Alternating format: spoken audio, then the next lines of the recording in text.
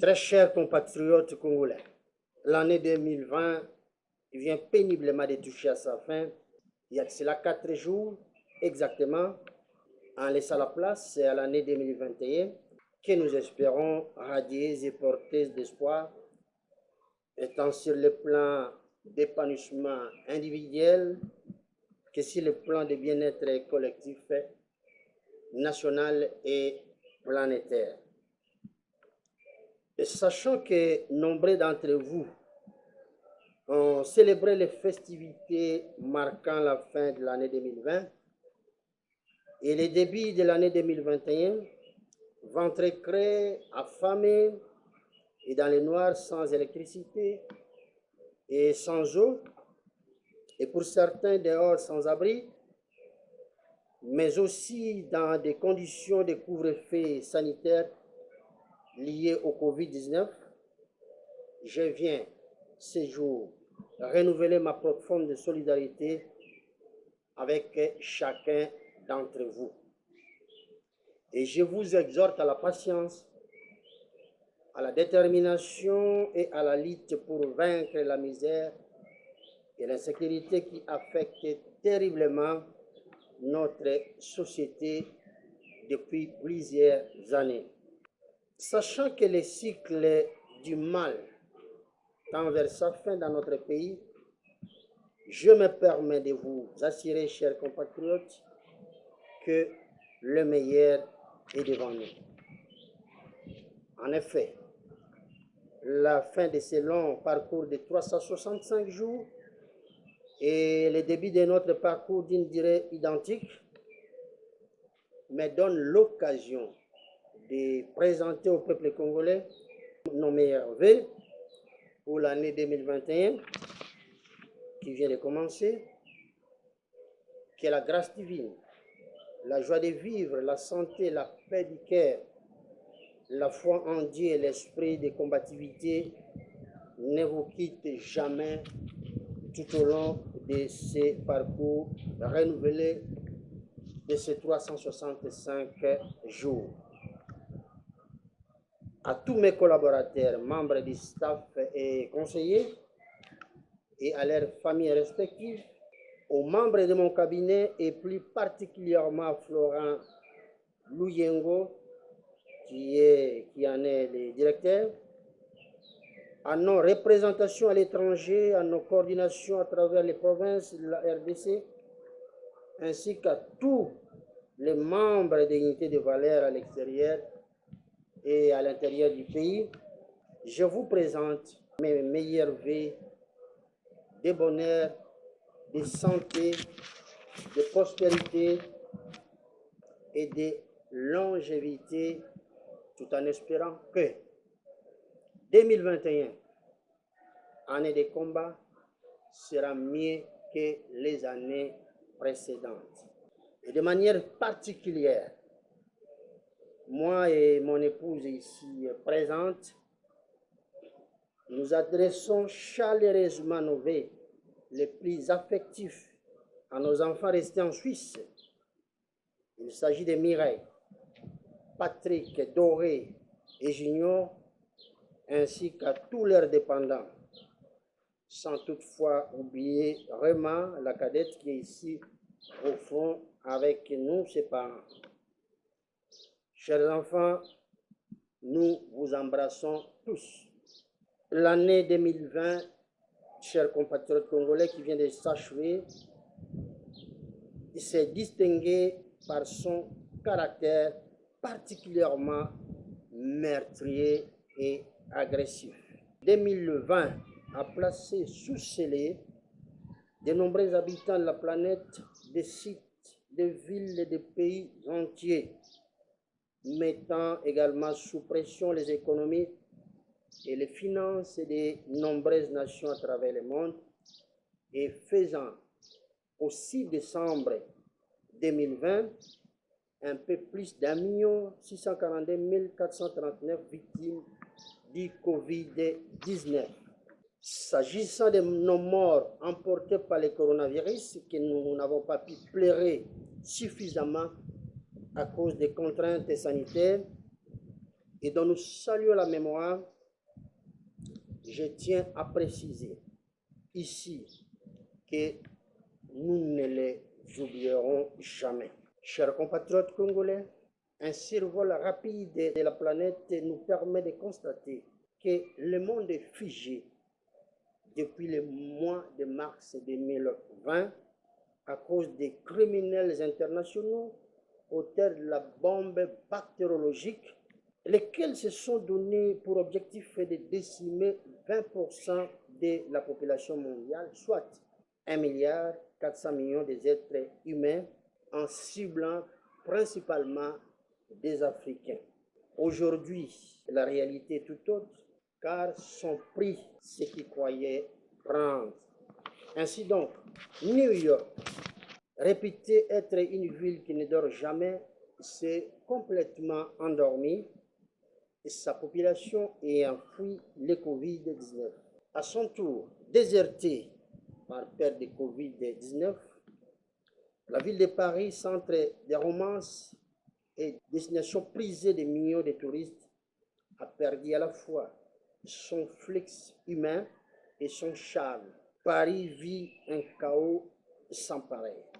Rome, la ville lumière sans cesse bondée des touristes des étrangers nationaux, est déserte. Disney a cessé d'être un espace magique car déserté par ces foules innombrables. Les populations de la ville de Londres sont mises en cage. Les espaces féeriques étant gagnés par un silence de mort, obligeant la reine d'Angleterre de s'adresser à son peuple depuis une pièce cachée par peur de Covid-19. La Mecque, au lieu de pèlerinage islamique, est vide. Plus personne pour jeter des pierres au diable, est telle qu'élevait la tradition islamique.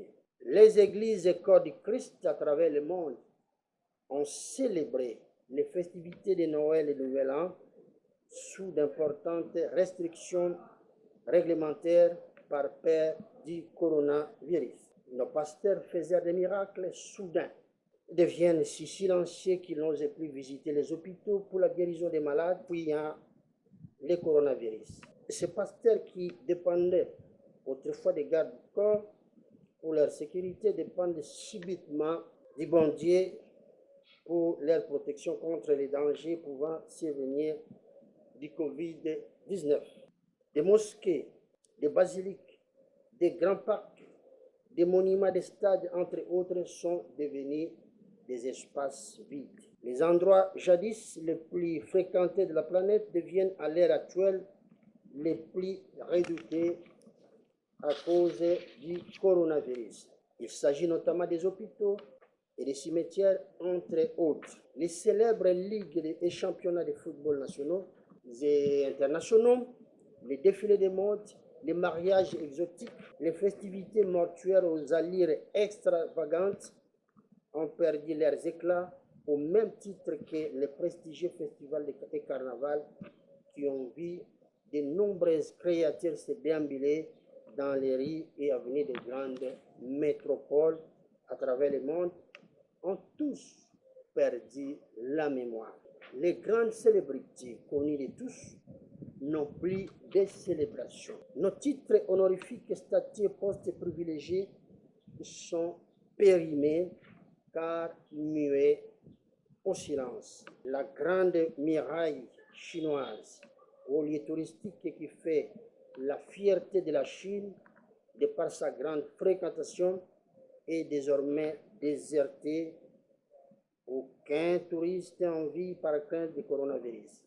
Les nations G8 sont sans voix. Bref, le monde développé s'est mis soudain à genoux face au Covid-19, dont la Grande-Bretagne annonce la présence, malheureusement, d'une souche plus agressive et meurtrière que la précédente. Enfin, contrairement aux Africains, à qui les esprits malveillants avaient prédit la mort par plusieurs centaines de millions, ceux-là même qui ont pillé les richesses des différents pays africains et plus particulièrement celles de la République démocratique du Congo, et qui ont tué plus de 15 millions de nos compatriotes, ces derniers ne savent plus que faire avec toutes leurs économies en lingots d'or et en espèces, sinon s'acheter de la nourriture et du papier des toilettes. Plus étonnant encore,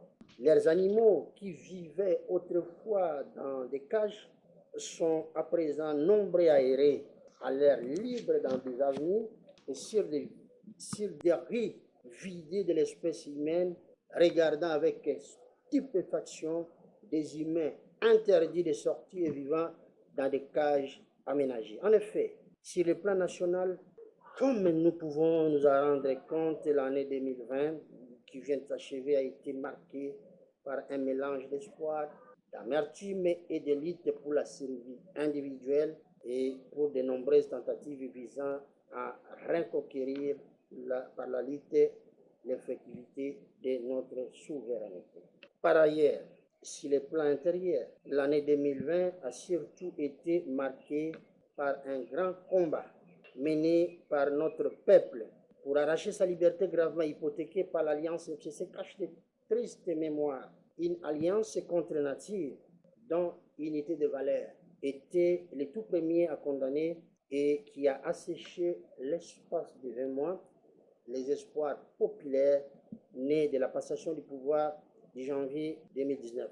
Je parle bien du 24 janvier 2019, qui semblait pourtant mettre fin à la tradition des coups d'État longtemps démise dans notre pays et qui avait fait passer à la trappe Touatou, Joseph Kasavubu, Joseph Désiré Mobutu et Laurent Désiré Kabila, emportés l'un l'autre par des coups d'État.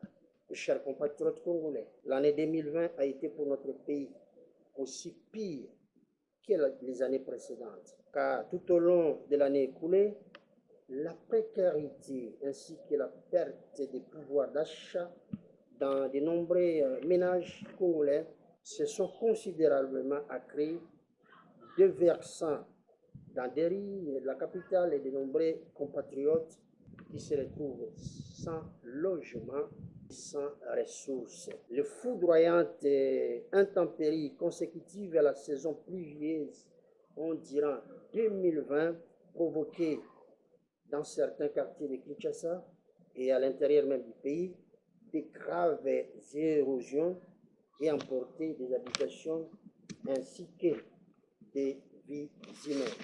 Pour ceux qui ont eu la chance de conserver leur toit, l'eau et l'électricité viennent à manquer car elles sont malheureusement inscrites sur les registres des denrées rares ou carrément inexistantes. Toutefois, tout ceci, nous en savons quelque chose. Excepté la Régie des eaux qui fournit un effort remarquable pour alimenter tant bien que mal sa clientèle dans certains quartiers de la capitale, la SNEL qui alimente difficilement les ménages congolais à hauteur de 7% seulement, regorge malheureusement en son sein des agents anarchaires qui opèrent à ciel ouvert sous le label SNEL, vendant au quotidien en toute illégalité et au prix fort de l'électricité produite pourtant par la SNEL et de surcroît surfacturée en parallèle par la SNEL. Chacun de ces agents margoulins ayant son propre carré de clients agit en parallèle, notamment en rançonnant la clientèle de la SNEL, n'hésitant pas à interrompre la fourniture au moindre défaut de paiement en guise de répression sans tenir compte de la facturation établie officiellement par la Société nationale d'électricité qui, par ailleurs, soucie moins de la régularité de la fourniture en électricité et de la situation sur les terrains. Comportement, chers compatriotes, délictueux et un civique qui mérite d'être sanctionné. Et je demande à la haute hiérarchie de la SNEL de prendre toutes les mesures qui s'imposent pour y mettre fin afin de soulager nos populations. Sur les plans de la scolarisation, des écueils sont apparus dans le programme de gratuité de l'enseignement de base décrété par le chef de l'État, notamment avec l'apparition subite de nouvelles unités dans la paye des enseignants. Ces désagréments portent ainsi un frein au bon fonctionnement du programme scolaire des élèves. S'ajoute à cela des retards chroniques dans les paiements des maigres salaires des enseignants, ainsi que des atermoiements au sein des écoles catholiques.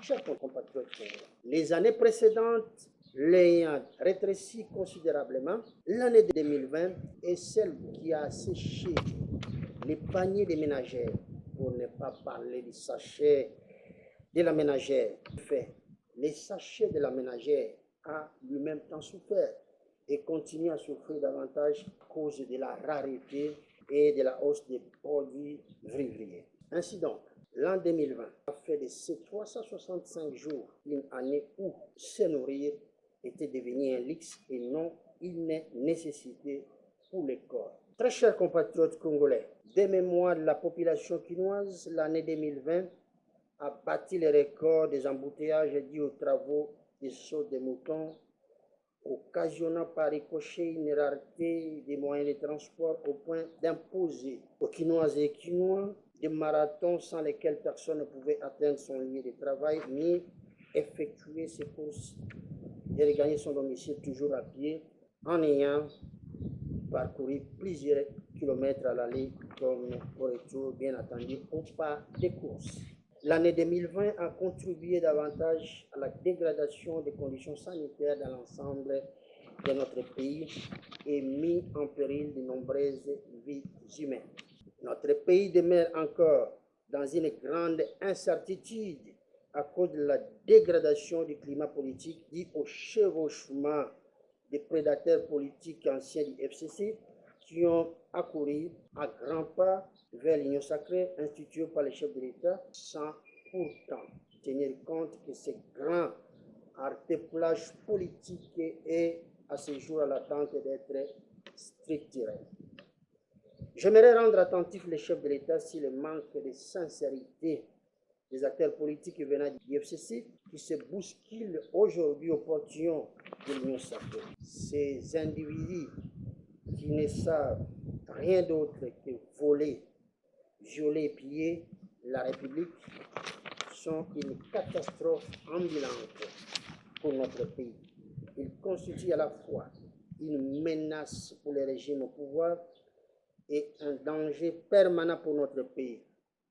Ils n'ont jamais changé depuis des décennies et ne changeront jamais.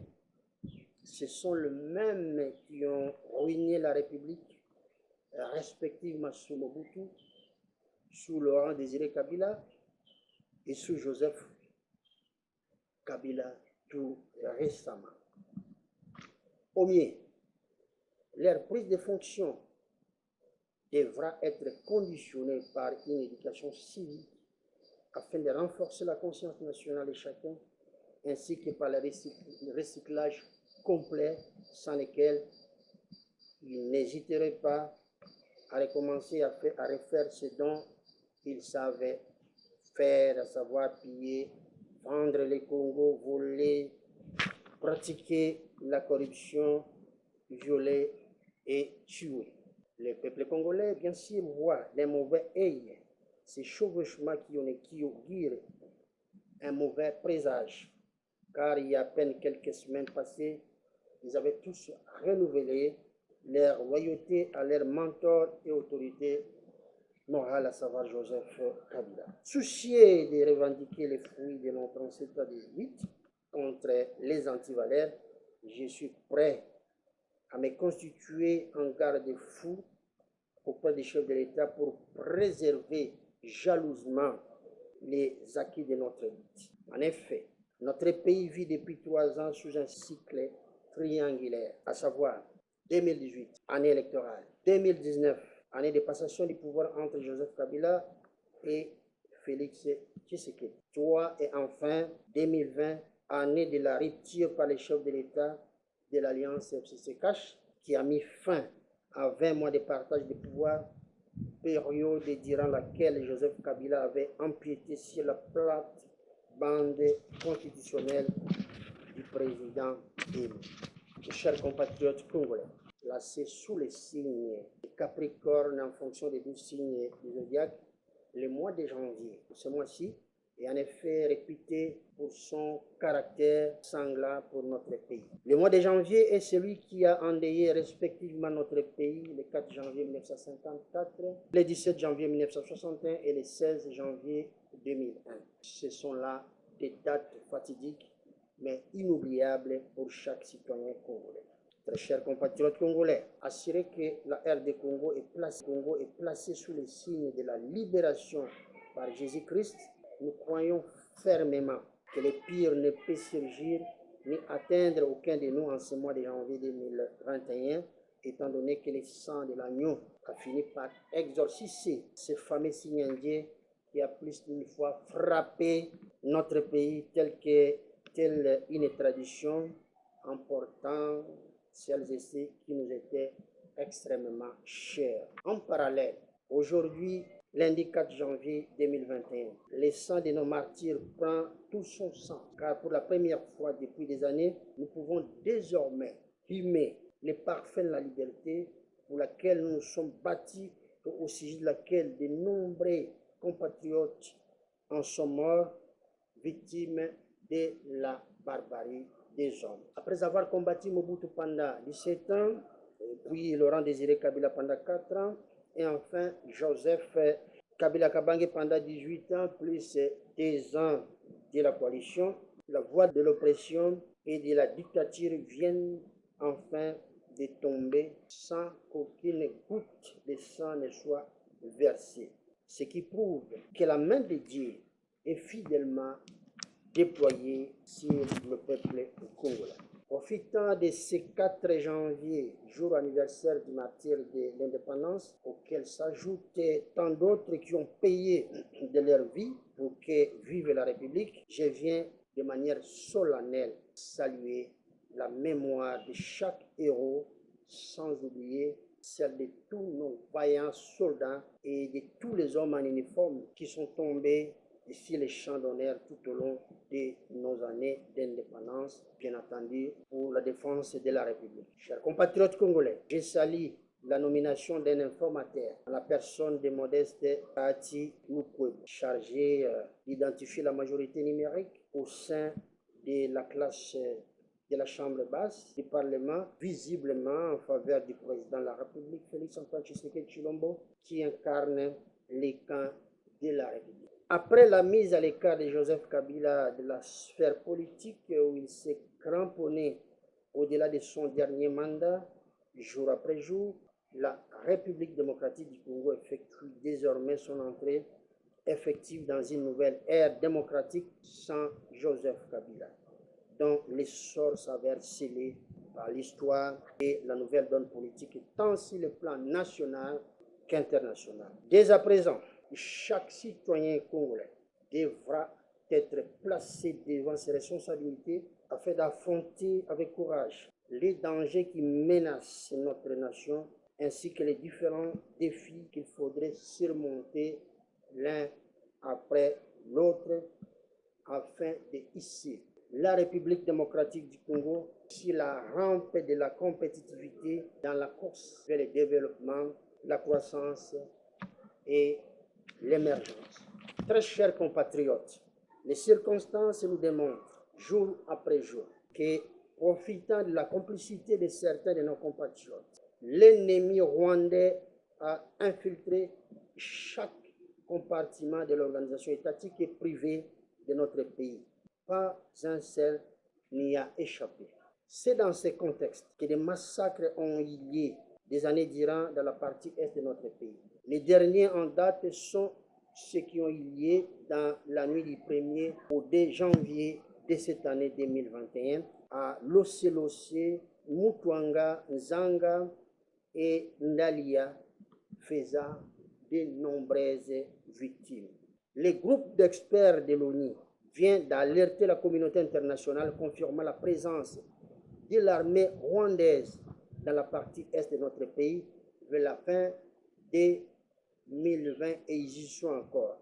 Cet acte, une énième agression, constitue une provocation que nous ne saurons tolérer d'autant plus que les rapports du groupe d'experts des Nations Unies notent que le Rwanda serait un des acteurs de ce contexte d'insécurité chronique que connaît notre pays. En effet, tout au long du mois de décembre 2020, les militaires rwandais ont érigé une base militaire sur notre territoire au niveau du groupement Kibumba en territoire de Nyiragongo et au Nord Kivu dans un endroit appelé Kabara vers la frontière entre notre pays et le Rwanda.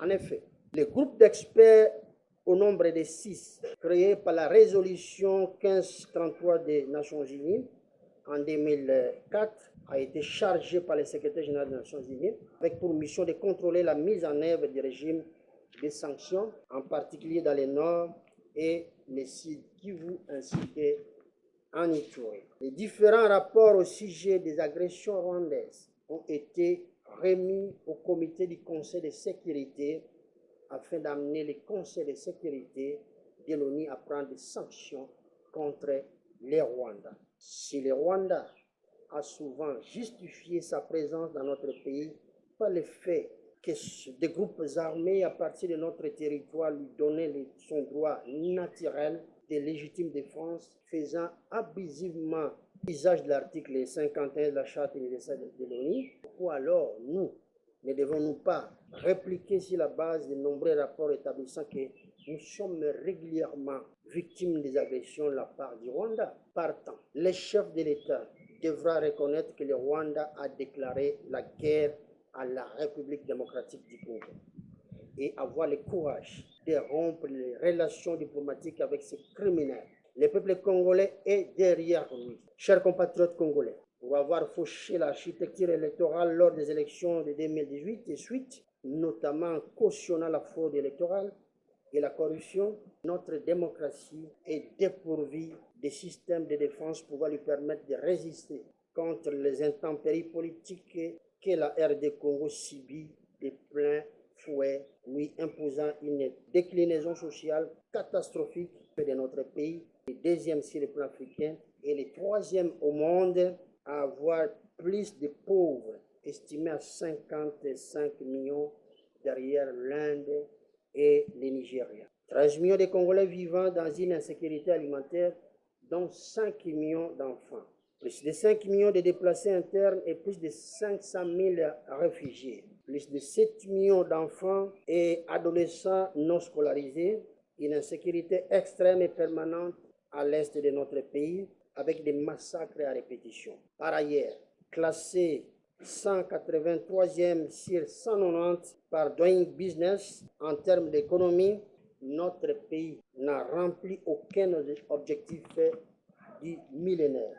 Il est étonnant de constater qu'en 2018, le Rwanda ait déclaré des exportations d'or équivalent à 2163 kg vers les Émirats arabes unis, tandis que les Émirats arabes unis ont quant à eux déclaré officiellement avoir importé du Rwanda pas moins de 12 539 kg au cours des 9 premiers mois de 2018. Par ailleurs, dans son dernier rapport annuel, la Banque centrale rwandaise a annoncé que les exportations d'or du Rwanda avaient augmenté de 754,6%. Chiffre extraordinairement costaud pour un pays dont les réserves en or sont connues pour leur insignifiance.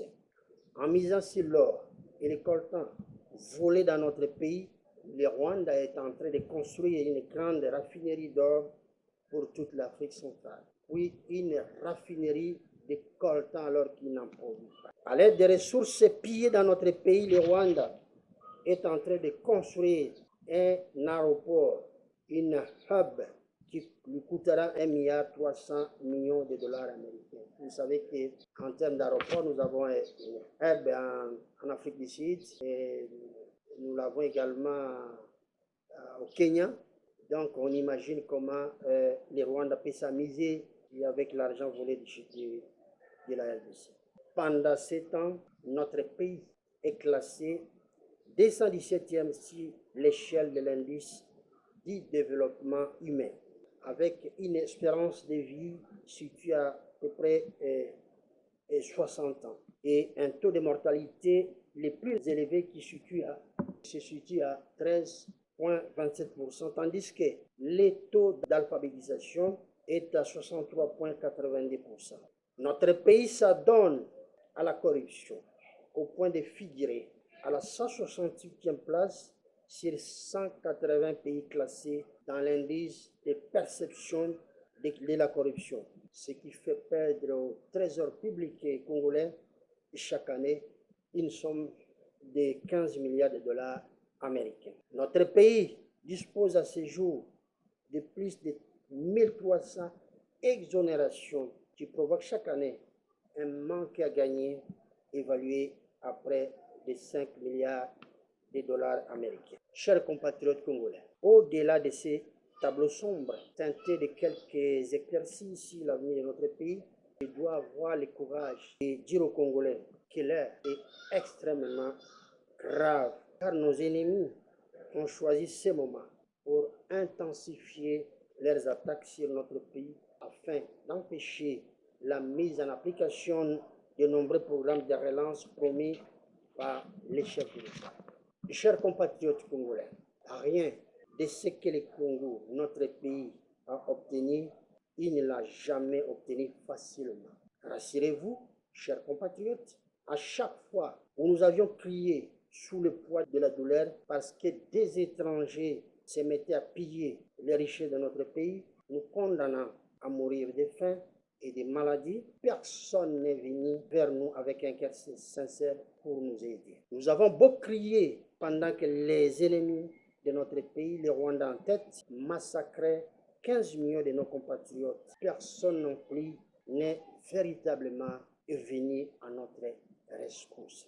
La publication par les Nations Unies des rapports du projet Mapping concernant les violations les plus graves des droits de l'homme et du droit international humanitaire commises entre mars 1993 et juin 2003 sur notre territoire et qui avait révélé l'étendue des pillages et des massacres dans notre pays. Et ce rapport, disais-je, n'a curieusement émis personne. En réponse, plusieurs primes ont été octroyées au Rwanda, d'abord par l'élection sous la conduite de la France de Mme Louise Mushiki-Wabo en qualité de secrétaire générale de l'Organisation internationale de la francophonie en 2018, puis par l'élection du Rwanda comme membre non permanent du Conseil de sécurité, malgré un rapport accablant de l'ONU pointant le Rwanda d'armée, les M23 étaient hébergés et chez eux qui semaient la mort dans notre pays. Chers compatriotes congolais, aussi fragiles que peuvent paraître les institutions de la République et ici des élections chaotiques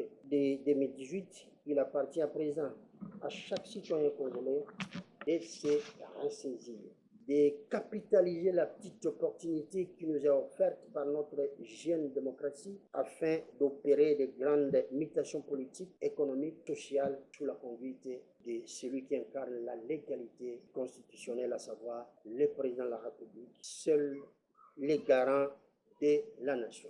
Enfin, en ce début du troisième millénaire, nous sommes arrivés à l'ère de la reconstruction. Reconstruction de l'homme congolais, reconstruction de notre pays.